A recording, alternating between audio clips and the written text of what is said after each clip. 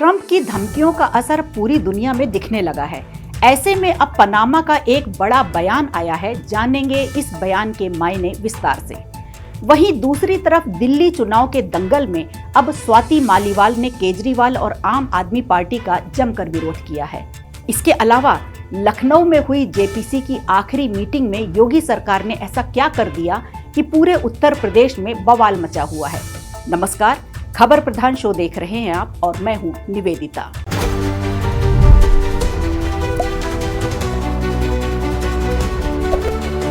Trump की सत्ता में एंट्री होते ही ये अंदाजा लगाया जा रहा था कि अमेरिका का पहला राजकीय दौरा भारत में होगा, लेकिन ऐसा नहीं हुआ, बल्कि ट्रंप के तेवर तो इस वक्त भारत समेत ब्रिक्स देशों के लिए काफी ज्यादा तल्ख दिखाई दे रहे हैं। ऐसे में ट्रंप ने पहले तो सोशल मीडिया पर एक तस्वीर साझा की, जिसमें उन्होंने पनामा नहर का नाम बदलकर यूनाइटेड स्टेट कैनाल रख दिया।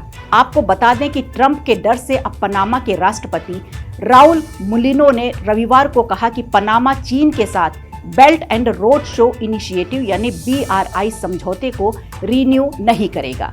दरअसल पनामा ने 2017 में चीन के साथ ये समझौता साइन किया था। अब इसके समय से पहले ही खत्म होने के आसार बन रहे हैं। मुलिनो ने अमेरिका के साथ नए निवेश पर काम करने की इच्छा जताई है, जिसमें बुनियादी ढांचे से जुड़ी परियोजनाएं भी शामिल हैं। अमेरिकी विदेश मंत्री मार्को रूबियो ने रविवार को ही पनामा के दौरे पर पहुंचे थे। ट्रंप के राष्ट्रपति बनने के बाद किसी अमेरिकी राजनयिक का ये पहला पनामा दौरा है। दौरे के दौरान मीडिया से बात करते हुए मुलिनो ने रूबियो को यात्रा के संबंधों में नए द्वार खोलने वाला बताया। हालांकि पनामा नहर की संप्रभुता को लेकर बहस नहीं करने की बात भी दोहराई। उन्होंने कहा कि नहर पर चीन से जुड़ी अमेरिकी चिंताओं को लेकर रूबियो से बात हुई है।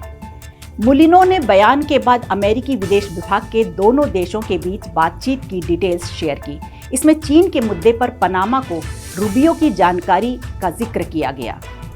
रिपोर्ट में कहा गया है कि पनामा नहर पर चीन के नियंत्रण के मतलब ये होगा कि अमेरिका अपने अधिकारों की रक्षा के लिए जरूरी कदम उठाएगा। अमेरिका ने 1977 में एक संधि को पनामा के कंट्रोल में दे दिया था। समझौता के मुताबिक अगर किसी विदेशी ताकत की वजह से नहर के कंट्रोल को बाधित किया जाता है तो अमेरिका सैन्य हस्तक्षेप कर सकता है। हालांकि मुलिनो ने रविवार को इस बात से इनकार किया कि अमेरिका नहर पर दोबारा कब्जे के लिए सैन्य कार्रवाई करेगा। लेकिन ट्रंप के आने के बाद एक बात तो तय है, वो ये कि अब ट्रंप जो चाहेंगे वो होगा, फिर चाहे वो अमेरिकन सब कॉन्टिनेंट में हो या इंडो पैसिफिक महासागर में।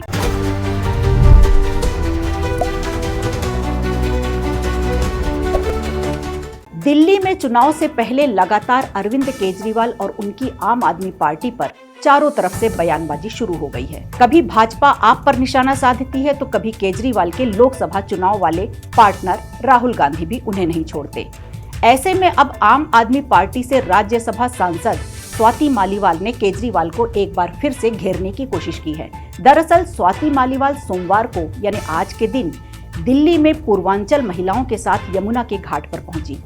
इसी बीच उन्होंने यमुना में खराब हालत को देखकर अरविंद केजरीवाल पर निशाना साधा।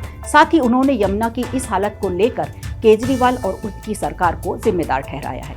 आपको बता दें कि ऐसा पहली बार नहीं है जब केजरीवाल के खिलाफ स्वाति मालीवाल ने मोर्चा खोला है, बल्कि अगर हम उनका इंस्टाग्राम हैंडल देखें तो पता चलता है कि इस चुनाव में आम आदमी पार्टी की कट्टर दुश्मन हो चुकी हैं। आम आदमी पार्टी को समर्थन देने के बजाय वो तो अब आम आदमी पार्टी की सरकार को लपेटने में लगी हैं। स्वाति मालीवाल यहाँ तक नहीं रुकी, बल्कि उन्होंने तो केजरीवाल से यमुना में लगी सफाई के खर्च को लेकर हिसाब भी मांग लिया। अब ये सब देखकर कांग्रेस और भाजपा वाले सोच रहे होंगे कि केजरीवाल के लिए तो स्वाति मालीवाल अकेले ही काफी हैं।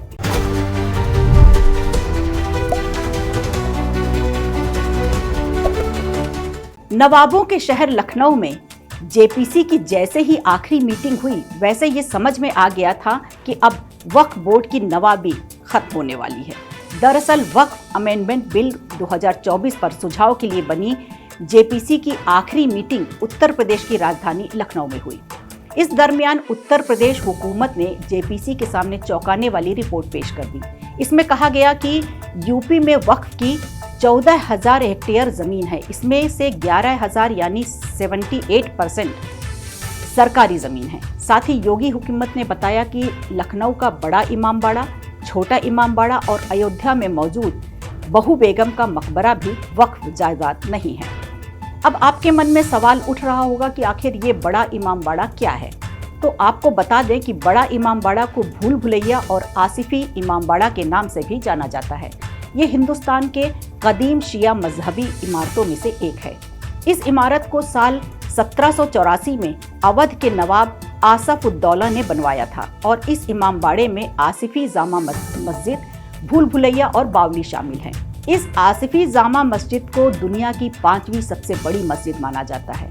फिलहाल तो योगी सरकार ने इस इमामबाड़े को वक्फ की जमीन में नहीं रखा है, लेकिन अब देखना ये होगा कि इस बात पर यूपी की सियासत में विवाद देखने को मिलेगा या नहीं। खबर प्रधान शो में आज के लिए इतना ही।